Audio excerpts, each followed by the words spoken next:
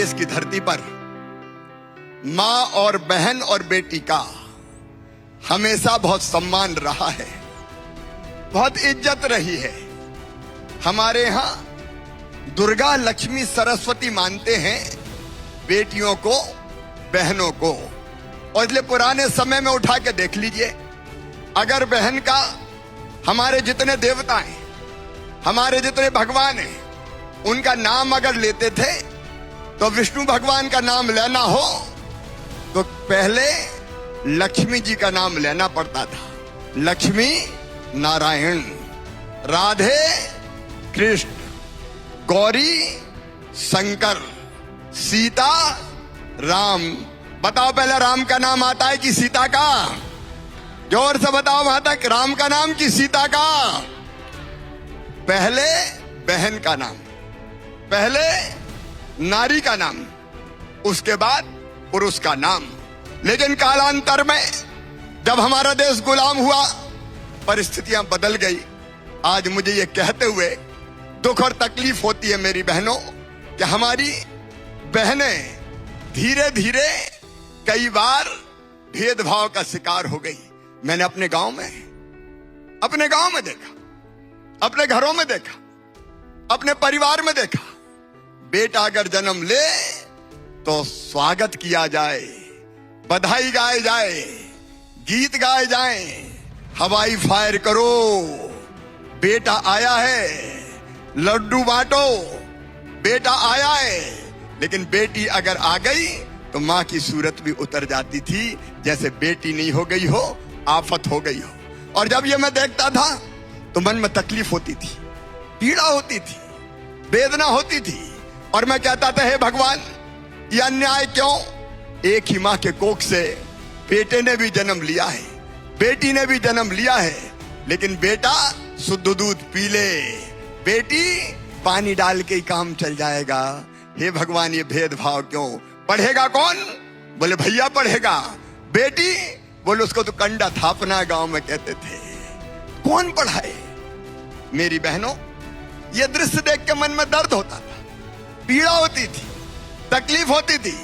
और मैं एक ही बात कहता था, हे भगवान, इस धरती पर वो दिन कब आएगा जब बेटी को भी बेटे के बराबर माना जाए।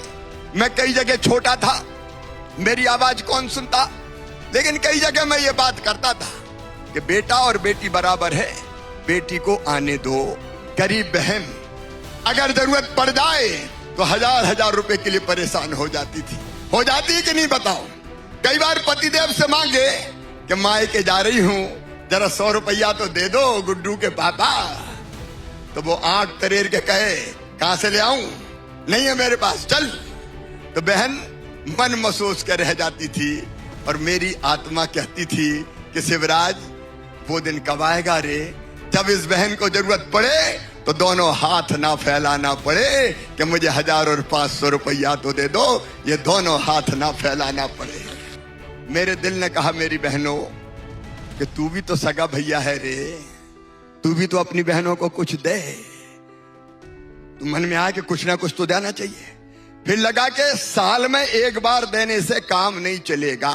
बताओ, साल में एक बार देने से काम चलेगा क्या? इधर वाली बहनें ही बताए, चलेगा क्या? तो मैंने कहा, साल में एक बार नहीं, हर महीना अगर पैसा मिलेगा तो बहनों की समस्या का समाधान होगा और हमारी बहनें इज्जत से जी सकेंगी। सही बात है? बोलो, देखो पीछे तक भैया के साथ बोलो, सब बोलो, सही बात है कि नहीं? और इसी विचार में से बनी मुख्यमंत्री लाडली बहना योजना। और मैंने तय किया बहनों, जो देश की धरती पर कहीं नहीं हुआ वो आपके भाई ने तय किया, भारतीय जनता पार्टी की सरकार ने तय किया कि मेरी बहनों, जितनी मेरी गरीब बहनें हैं, निम्न मध्यम वर्गीय बहनें, उन सब बहनों के खाते में 1000 रुपया हर महीना डाला जाएगा। 1000 रुपया महीना। मेरी बहनों, मेरी जिंदगी सफल हो गई तुम्हारी सेवा करके। मेरा मुख्यमंत्री बनना सार्थक हो गया, मेरा मानव जीवन सार्थक हो गया। मेरी ये बहनें इज्जत से जिए, मान सम्मान से जिए और खूब आगे बढ़े। तुम्हारी जितनी तकलीफें हैं भगवान मुझे दे दे, लेकिन तुम्हारी आंखों में कभी आंसू ना आए बहनों, तुम्हारी आंखों में कभी आंसू ना आए। इसी अपील के साथ मैं दोनों हाथ जोड़ के अपनी बहनों को प्रणाम करता हूं, क्योंकि बहनें मेरे लिए दुर्गा लक्ष्मी सरस्वती है।